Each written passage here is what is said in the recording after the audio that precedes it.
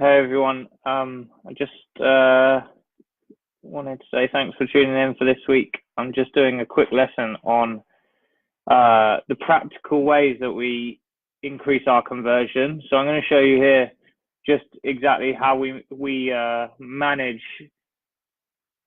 the incremental growth of conversion, which eventually gets us to the levels that we're at now. So this would be especially good for you. You might be on like 1% conversion and you're looking to get up to that like 2% and beyond.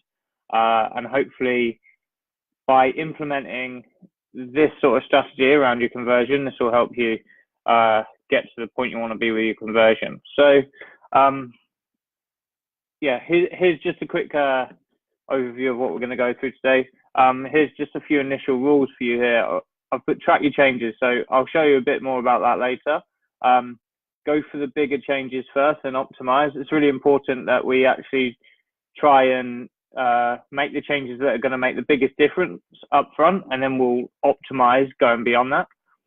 And then we're going to look at how we're going to, what I want to do is actually make you think logically about your conversion. So you'll see in my incremental conversion sheet in a second that there's a bit of a thing you have to take into account based on what you're doing with your store. So it's a common sense approach to looking at it.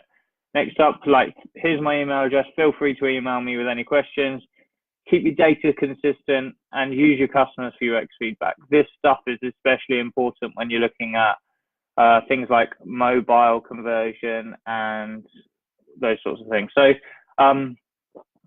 here's a sheet that we're going to go over in a sec. And this is basically what I use to track every single change that we make to the website and see how that affects conversion.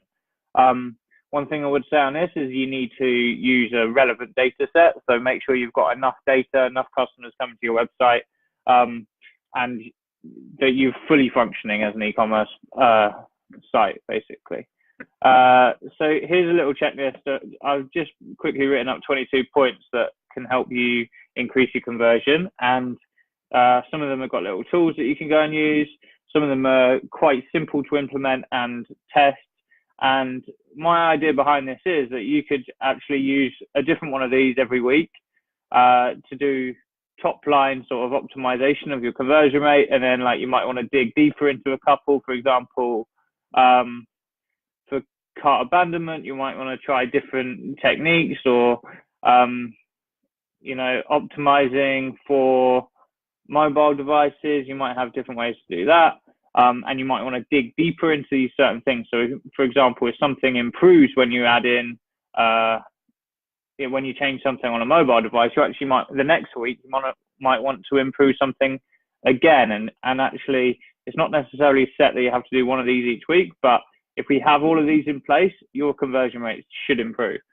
So for now, let's just take one of these. You feel free to prioritize these based on what you think is going to make the biggest difference to your website.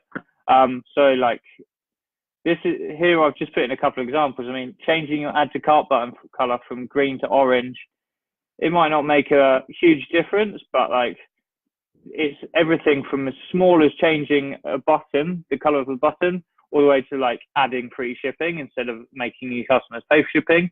Every single thing is going to be an incremental change that hopefully will increase your conversion over time. So this little sheet, all you can do here, you can add in whatever item you've changed that week, put in your hits, put in your orders.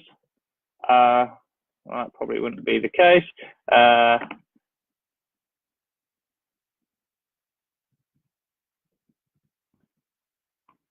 30. Okay, so as you can see here, that's my starting rate here. So make sure you put in your start conversion rate. So we'll track this over time. So let's say it's at 1%. And the reason I've put in the hits and the orders here to make your conversion rate track like it does is because I want to see I want it to be relative to how you're working generally. So it's always good to keep track of how many hits and orders you're having. And then obviously you've got your percentage change here. And then the keep or revert. So generally, if your percentage of conversion rate is increasing, you'll keep the change. If it's not, you'll remove the change. So, I mean, changing your button look up from green to orange, that's great. Might increase the conversion to 1.33%, and therefore we'd want to change it. Then in here, this column here, I put in a notes because actually I want you to start thinking, actually, it was Christmas this week, or like it was Black Friday this week, so it's not going to be relevant data. And actually you have to double check yourself to make sure that every single part that you add in for your conversion is going to be a logical and a common sense approach.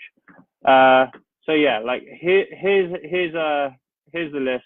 I'm going to make it public so you can actually make a copy of this, and feel free to do this.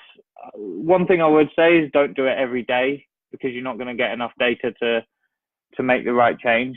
But overall, if we end up with a list of 100 things that you've changed to your website over time to keep your conversion rate growing, then I'm pretty sure you're going to get to the 2%, 3% conversion rate that we can get. And yeah, so feel free to email me about this or message me.